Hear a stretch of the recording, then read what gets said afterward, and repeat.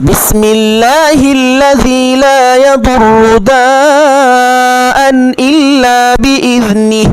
যত রকমের ব্যথা আছে সমস্ত ব্যথা দূর হয়ে যাবে ছোট্ট দোয়াটি মাত্র 3 বার পাঠ করে ব্যথা স্থানে যদি একটি ফু দিতে পারেন। সুবহানাল্লাহ। সম্মানিত দিনী ভাই ও বোন, অনেকে আছেন যাদের মাথা ব্যথা করে, অনেকের পেটে ব্যথা করে, অনেকের হাঁটুতে ব্যথা করে, কোমরে ব্যথা করে, অনেকে হোঁচট খেয়ে ব্যথা পেয়েছেন। যে কোনো ব্যথার জন্য ছোট্ট দোয়াটি মাত্র 3 বার পাঠ করে ব্যথা স্থানে একটি ফু যদি দিতে পারেন আপনার সমস্ত ব্যথা দূর হয়ে যাবে। সুবহানাল্লাহ। বিশেষ করে যখন ব্যথা ওঠে, বেদনা ওঠে, তখন যদি ছোট্ট দোয়াটি 3 বার পাঠ করি সেই ব্যথা স্থানে একটি ফু দিতে পারেন, সঙ্গে সঙ্গে ব্যথা দূর হয়ে যাবে। সম্মানিত দিনী ভাই বোন, ছোট্ট দোয়াটি বাংলায় লিখে স্ক্রিনে দিয়ে দিব এবং মুখে উচ্চারণ করে আপনাদেরকে মুখস্থ করিয়ে দিব। যে কেউ চাইলে ছোট্ট দোয়াটি মুখস্থ করে নিতে পারবেন ইনশাআল্লাহ। সম্মানিত দিনী ভাই বোন, আরেকটি ছোট্ট দোয়া ব্যথার জন্য আপনাদেরকে বলে দেই, যদি এই ছোট্ট আমলটি করতে পারেন আপনার ব্যথা মুহূর্তের মধ্যেই দূর হয়ে যাবে। পুরনো যত ব্যথা রয়েছে সমস্ত ব্যথা দূর হয়ে যাবে। সুবহানাল্লাহ। আর সেই আমলটি হলো সূরাতুল আল ফাতিহা। এই নিয়মে 7 বার পাঠ করিবেন আউযু বিল্লাহ এবং বিসমিল্লাহ সহকারে। প্রথমবার যখন সূরা ফাতিহা পাঠ করিবেন তখন এইভাবে পাঠ করিবেন, আউযু বিল্লাহি মিনাশ শাইতানির রাজিম, বিসমিল্লাহির রহমানির রহিম, আলহামদুলিল্লাহি রাব্বিল আলামিন, আর রহমানির রহিম, মালিকি ইয়াউমিদ্দিন, ইয়াকা না'বুদু ওয়া ইয়াকা নাস্তাঈন, ইহদিনাস সিরাতাল মুস্তাকিম, সিরাতাল লাযীনা আন'আমতা আলাইহিম গায়রিল মাগদুবি আলাইহিম ওয়ালাদ-দাল্লিন। আমিন। প্রথমবার এইভাবে পাঠ করিবেন। দ্বিতীয়বার আউযু বিল্লাহ বাদ দিয়ে শুধু বিসমিল্লাহ সহকারে সূরা ফাতিহা পাঠ করে আমিন বলবেন। এইভাবে সূরা ফাতিহা 7 বার পাঠ করে পানির মধ্যে ফু দিয়ে সেই পানি পান করিবেন। সম্মানিত দিনী ভাই বোন, অনেকেই বলে থাকেন, আবার অনেকে জেনে থাকেন যে সূরা ফাতিহা নাকি একদমে 7 বার পাঠ করিতে হয়, আবার অনেকেই বলেন সূরা ফাতিহা নাকি একবার একদমে পাঠ করিতে হয়। এইভাবে নাকি 7 দমে 7 বার সূরা ফাতিহা পাঠ করে ফু দিতে হয়।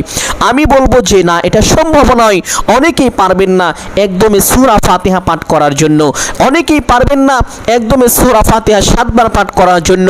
আমি বলবো সূরা ফাতিহা পাঠ করার জন্য আপনার যত দম প্রয়োজন পড়বে তত দমেই আপনি সূরা ফাতিহা ধীরে স্থিরভাবে একেবারে সহি শুদ্ধ করে 7 বার পাঠ করে পানির মধ্যে একটি ফু দিবেন। এইভাবে 7 বার যখন সূরা ফাতিহা পাঠ করা শেষ হবে বিসমিল্লাহির রহমানির রহিম বলে পানির মধ্যে একটি ফু দিয়ে দিবেন, বাস হয়ে যাবে। অতঃপর এই পানি পান করিবেন। এই পানি পান করার জন্য 5টি বিশেষ নিয়ম রয়েছে, এই নিয়মগুলো আপনাকে মানতে হবে।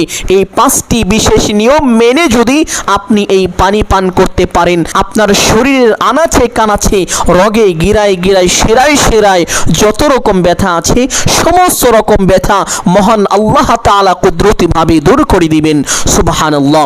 5টি নিয়মের মধ্যে 1 নাম্বার নিয়ম হলো আপনি যখন এই পানি পান করিবেন অবশ্যই পানিটা দেখে নেবেন পানিটা ভালো আছে নাকি নষ্ট হয়ে গেছে, এই বিষয়টি আপনাকে দেখতে হবে। 2 নাম্বার নিয়ম হলো পানিটা যখন আপনি পান করিবেন অবশ্যই অবশ্যই যে কোনো মুহূর্তেই পান করেন না কেন আপনি বসে বসে এই পানি পান করিবেন। 3 নাম্বার নিয়ম হলো আপনি যখন এই পানি পান করিবেন প্রথমে বিসমিল্লাহির রহমানির রহিম পাঠ করে এই পানি পান করিবেন। 4 নাম্বার নিয়ম হলো এই পানি প্রথম ঢোকেই সব শেষ করে দিবেন না। প্রথমবার আপনি 1 ঢোক পানি পান করবেন, অতঃপর আরেক ঢোক পানি পান করবেন, অতঃপর তৃতীয়বারে আপনি আপনার যতটুকু পানি প্রয়োজন পড়বে ততটুকু পানি আপনি একসঙ্গে পান করিবেন। এটা হলো 4 নাম্বার নিয়ম।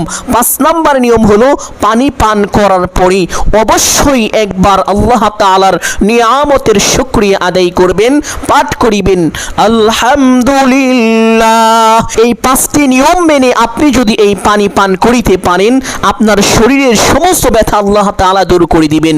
সম্মানিত দিনী ভাই ও বোন, আমি আশা করছি আজকের ছোট্ট ভিডিওটি সকলের জন্য অত্যন্ত গুরুত্বপূর্ণ। তাই সকলকে বলবো সদকায়ে জারিয়ার উদ্দেশ্যে, ইসলাম প্রচারের উদ্দেশ্যে ভিডিওটি বেশি বেশি শেয়ার করে দিবেন। ফেসবুক, ইউটিউব, টুইটার, বিভিন্ন টিকটক মিটক যা আছে সমস্ত সোশ্যাল মিডিয়ায় ভিডিওটি বেশি বেশি শেয়ার করে দিবেন। কমপক্ষে একটি হলেও অবশ্যই শেয়ার করবেন ইনশাআল্লাহ। আসসালামু আলাইকুম ওয়া রাহমাতুল্লাহি ওয়া বারাকাতুহু। আলহামদুলিল্লাহিল্লাযী লা ইয়াসরিফু দাআন ইল্লা বিইذনিহি আলহামদু লিল্লাহিল্লাযী লা ইয়াসরিফু দাআন ইল্লা বিইذনিহি।